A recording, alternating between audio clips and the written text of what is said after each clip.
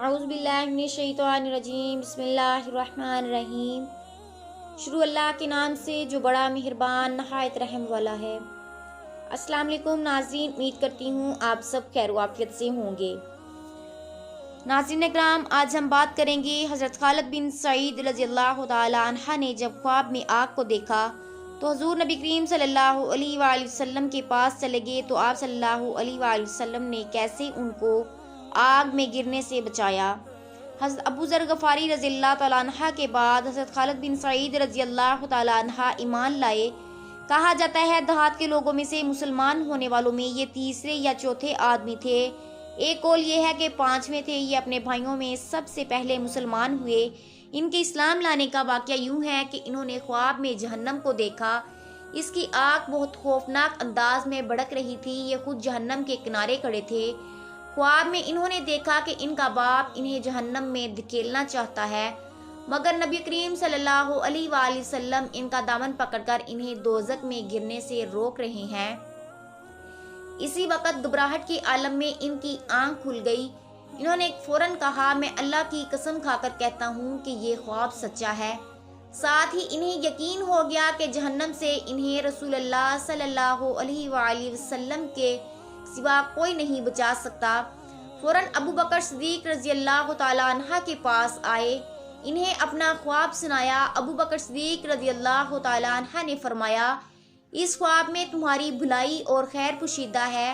اللہ کے رسول صلی اللہ علیہ وآلہ وسلم موجود ہیں، ان کی پیروی کرو۔ چنانچہ حضرت خالد بن سعید رضی اللہ تعالیٰ عنہ نے فوراً ہی نبی کریم صلی اللہ علیہ وآلہ وسلم کی خدمت میں حاضری دی۔ انہوں نے آپ صلی اللہ علیہ وآلہ وسلم سے پوچھا، اے محمد صلی اللہ علیہ وآلہ وسلم، آپ کس بات کی دعوت دیتے ہیں؟ آپ صلی اللہ علیہ وآلہ وسلم نے ارشاد فرمایا، میں اس بات کی دعوت دیتا ہوں کہ اللہ ایک ہے، اس کا کوئی شریک نہیں، کوئی اس کے برابر کا نہیں، اور یہ کہ محمد اللہ کے بندے اور رسول ہیں، اور تم جو یہ پتھروں کی عبادت کرتے ہو اس کو چھوڑ دو۔ یہ پتھر نہ سنتے ہیں، نہ دیکھتے ہیں، نہ نقصان پہنچا سکتے ہیں اور نہ فائدہ پہنچا سکتے ہیں۔ یہ سنتے ہی حضرت خالد بن سعید رضی اللہ تعالیٰ عنہ مسلمان ہو گئے۔ ان کے والد کا نام سعید بن عاص تھا۔ اس سے بیٹے کے اسلام قبول کرنے کا پتہ چلا تو آگ بگولا ہو گیا۔ بیٹے کو کوڑے سے مارنا شروع کیا، یہاں تک کہ اتنے کوڑے مارے کہ کوڑا ٹوٹ گیا۔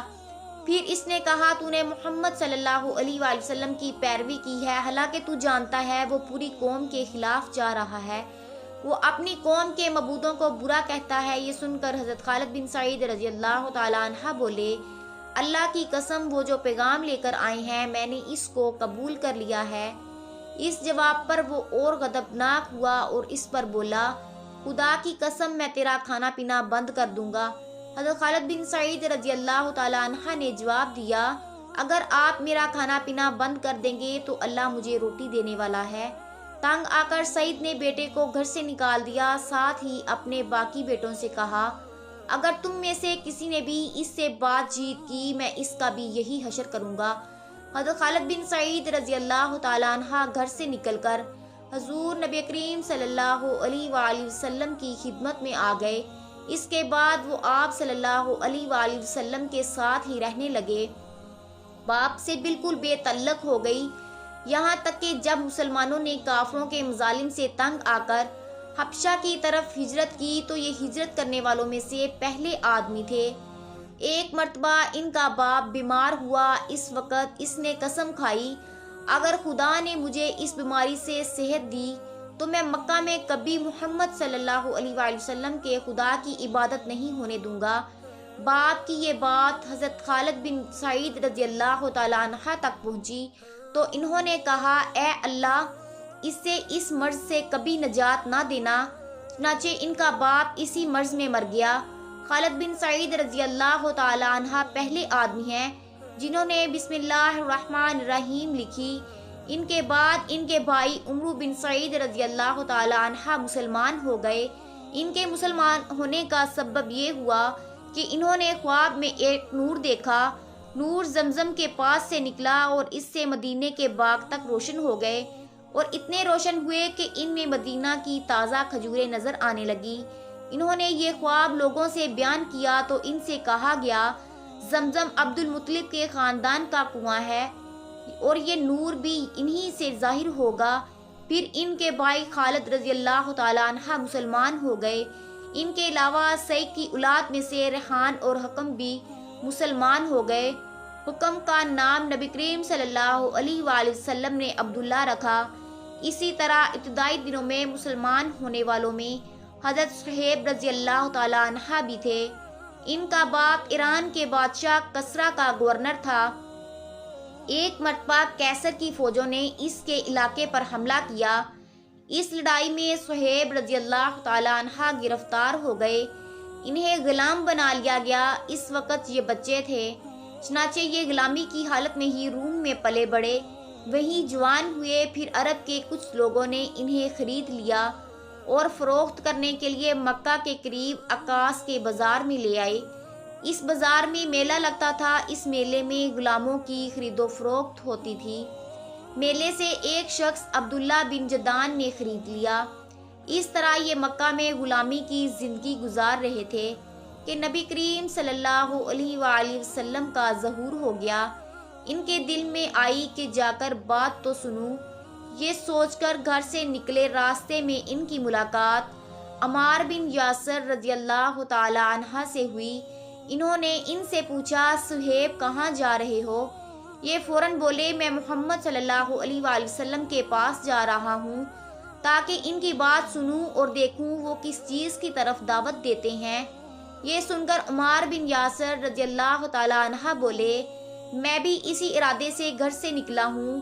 یہ سن کر صہیب رضی اللہ تعالی عنہ اور حضرت صہیب رضی اللہ تعالی عنہ حضرت عمار رضی اللہ تعالی عنہ دونوں آپ صلی اللہ علیہ وآلہ وسلم کی خدمت میں حاضر ہوئے۔ آپ نے دونوں کو اپنے پاس بٹھایا۔ جب یہ بیٹھ گئے تو آپ صلی اللہ علیہ وآلہ وسلم نے ان کے سامنے اسلام پیش کیا اور قرآن کریم کی جو آیات آپ پر اس وقت تک نازل ہو چکی تھی وہ پڑھ کر سنائی۔ ان دونوں نے اسی وقت اسلام قبول کر لیا۔ اسی روز شام تک یہ دونوں نبی کریم صلی اللہ علیہ وآلہ وسلم کے پاس رہے۔ شام کو دونوں چپکے سے چلے آئے۔ حضرت عمار رضی اللہ تعالی عنہ سیدھے اپنے گھر پہنچے تو ان کے ماں باپ نے ان سے پوچھا کہ دن بھر کہاں تھے؟ انہوں نے فوراً ہی بتا دیا کہ وہ مسلمان ہو چکے ہیں۔ ساتھ ہی انہوں نے ان کے سامنے بھی اسلام پیش کیا اور اس دن انہوں نے قرآن پاک کا جو حصہ یاد کیا تھا وہ ان کے سامنے تلاوت کیا۔ ان دونوں کو یہ کلام بے حد پسند آیا۔ دونوں ہی فوراً بیٹے کے ہاتھ پر مسلمان ہو گئے۔ اسی بنا پر نبی کریم صلی اللہ علیہ وآلہ وسلم اور حضرت عمار بن یاسر رضی اللہ تعالی عنہ کو الطیب المطیب کہا کرتے تھے، یعنی پاک باز اور پاک کرنے والے۔ ناظرین امید کرتی ہوں آپ کو آج کی ویڈیو اچھی لگی ہوگی۔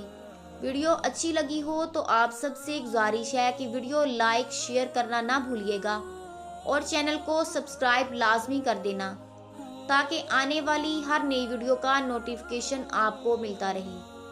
اس کے ساتھ ہی مجھے دیجیے اجازت۔ اللہ حافظ۔